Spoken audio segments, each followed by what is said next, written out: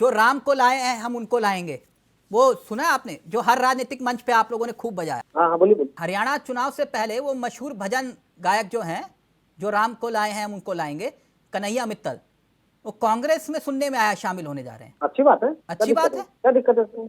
कोई दिक्कत नहीं। हर मंच पे उनके गाने का राजनीतिक इस्तेमाल हुआ और आप कह रहे हैं कि कोई दिक्कत नहीं। गाना तो आज ही बजेगा और कल भी बजेगा, उसमें क्या आपत्ति है इसमें? तो ये बड़े बड़े चेहरे कह रहा हूँ ये बीजेपी के लिए क्यों नहीं गा रहे आप? जिस कन्हैया मित्तल की आप नाम ले रहे हो, मैं नाम नहीं लेना चाहता, ये वही कन्हैया मित्तल है।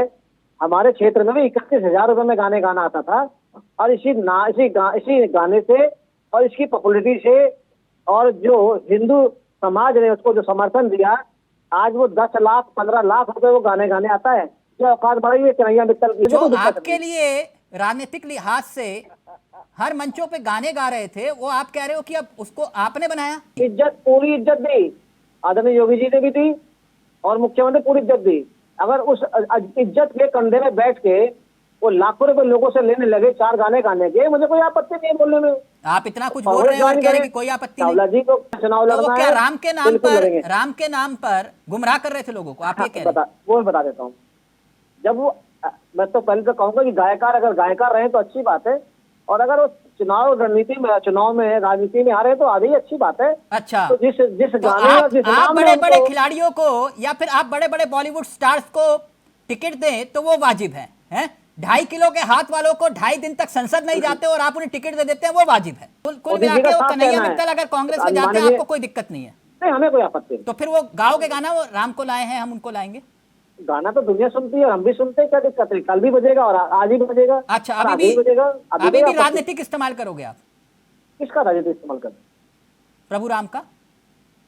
क्या आपको लगता है कि प्रभु राम का इस्तेमाल करा? तो अभी तो आप कह रहे हो कि हम बजाएंगे गाना।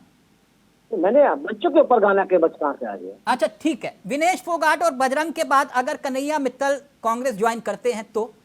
हम तो फोगाट के बारे में पहले ही कहते थे कि ये दीपेंद्र और भूपेंद्र हुड्डा का हाथ है।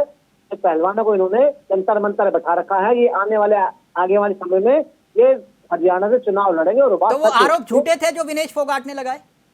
तो जहां चल रही है सामने आ जाएगा, काय की दिक्कत है उसमें? तो आप तो कह रहे हो कि जबरदस्ती बिठाया गया था। हमने तो पहले भी आपके साथ ही बैठ के 10 बार कहा था, जितने भी किसान नेता इस समय जो आंदोलन कर रहे हैं, जब चुनाव का टाइम आएगा सारे चुनाव लड़ेंगे। किसान जो धरने पर थे उसका कोई असर नहीं पड़ेगा किसान आंदोलन का? किसान आंदोलन जिन्होंने करा रखा है बाकायदे के लिए, आप देख लेना चुनाव में। ये 750 किसानों का जिक्र कर रहे हैं जिनकी मृत्यु हुई उस दौरान। तो लिस्ट पूछ लो कितने की इनके पास है, नाम 10-20 नाम पूछ लीजिए आके मेरे साथ बैठ के डिबेट में। तो आपके पास नहीं है लिस्ट? बड़ी दुर्भाग्यपूर्ण बात। आज तक तो देने के लिए आपके पास कोई लिस्ट नहीं है? बताओ ना, थोड़ी बहुत भाजपा के प्रवक्ता को। ये सबसे बड़ी समस्या तो यही है कि यहाँ आके कोई 800 बोलेगा, 700 बोलेगा, 750 बोलेगा, मगर अच्छा कितने किसान थे? लिस्ट नहीं। कितने किसान किसान की बात आई, जितने किसान जो है शहीद नहीं हुए बीमारी के कारण, तो इन्होंने जबरदस्ती शराब पिलाई, जो भी इन्होंने वहां पे करा ठंड के कारण जिनका देहांत हुआ, मगर आप शहीद जवान होता है। किसान थे कि नहीं हो? ये तो यही बताइए, किसान थे कौन थे? आप परिश्रम रहते, आपको पता नहीं हरियाणा का किसान थे? आप तो जीत रहे हो ना, तो आपने उन्हीं का घर तोड़ दिया जो आपके सहयोगी रहे। हमने किसी घर तोड़ा? अगर कोई अपनी स्वेच्छा से आ रहा है, अपनी खुशी से आ रहा है, तो उसके कोई मना नहीं है। अच्छा, आपने अंतरात्मा की आवाज दी थी तभी आ गए हो? नहीं, हमने कोई उनके अंतरात्मा ने जवाब दिया होगा। तो आप तो चुनाव जीत रहे थे ना, आपके पास तो चेहरे हैं, तो फिर आपको बेगानों की जरूरत क्या? और आपने तो अपने कार्यकर्ताओं का हक मार लिया। हमने किसी कार्यकर्ता हक नहीं मारा। चुनाव जीतने के लिए लड़ा जाता है, और चुनाव कहते हैं राजनीति में शाम दाम दंड सब कुछ चलता है। तो आपने कहा कि आपने किसी का हक नहीं मारा, तभी परिवारवाद को बढ़ावा दिया आपने। पार्टी विद द डिफरेंस, चाल चरित्र और चेहरा। आप बताइए किसको परिवारवाद में लाए? हरियाणा में परिवारवाद की लिस्ट अगर हम देखें तो उसमें किरण चौधरी से शुरुआत होती है, जो कि बेटी रितु चौधरी को आपने टिकट दिया, यानी कि मां और बेटी दोनों को सियासी इनाम दिया गया, क्योंकि बेटी को टिकट और किरण चौधरी को राज्यसभा। कुलदीप बिश्नोई, बेटे भव्य बिश्नोई को टिकट दिया गया, इन्हें भी इनाम दिया गया बीजेपी का दामन थामने का। सतपाल सांगवान पूर्व मंत्री, बेटे सुनील सांगवान को टिकट दिया गया, जिन्हें आप जानते हैं, बाबा रामदेव वाला मैटर। चक्री दादरी से मैदान में उतारा गया और राव इंद्रजीत सिंह सांसद भी, और बेटी आरती को टिकट। करतार सिंह पूर्व मंत्री बेटे मनमोहन सिंह को टिकट दिया गया, तो ये परिवारवाद है कि नहीं? और बेटी को भी टिकट मिले, उसे कहते हैं परिवारवाद। जैसे कि जैसे कमलनाथ जी और उनके बेटे जी, हम्म, थोड़ा सा बहुत चीजों में चेंजेस है। अच्छा, जैसे तो ये कि चीजें हाँ। पार्टी पिता अध्यक्ष हो और बेटा भी अध्यक्ष बने। देखिए ये समाजवादी पार्टी है। नहीं नहीं नहीं, ये ये आपके समाजवादी आपके पार्टी। सहयोगियों में भी है। आप मुस्कुराइए मत, मैं बता देता हूं आपको। चिराग पासवान, जयंत चौधरी, अनुप्रिया पटेल, संजय निषाद, ओपी राजभर, ये अपनी पार्टी परिवारवाद के है कि राष्ट्रीय नहीं? अध्यक्ष है।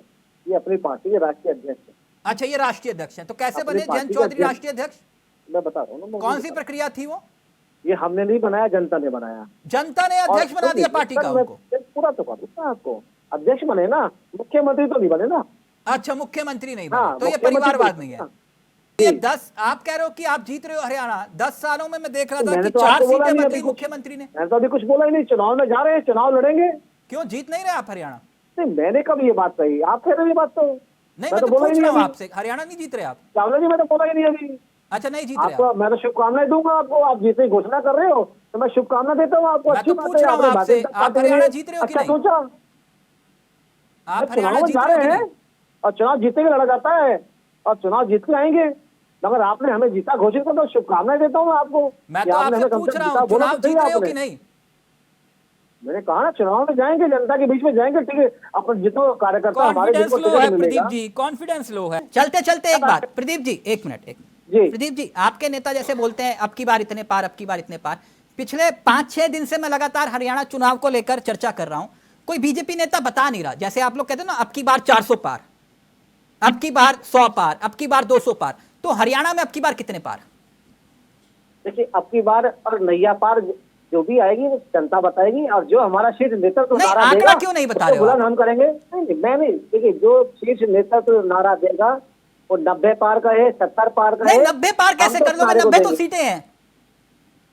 ये जब 90 राहुल जी पार 100 भी कर सकते तो मैं 90 नहीं कर सकता। नहीं, तो आप 90 पार कर लोगे। अब की बार जमुना पार, ये नारा आने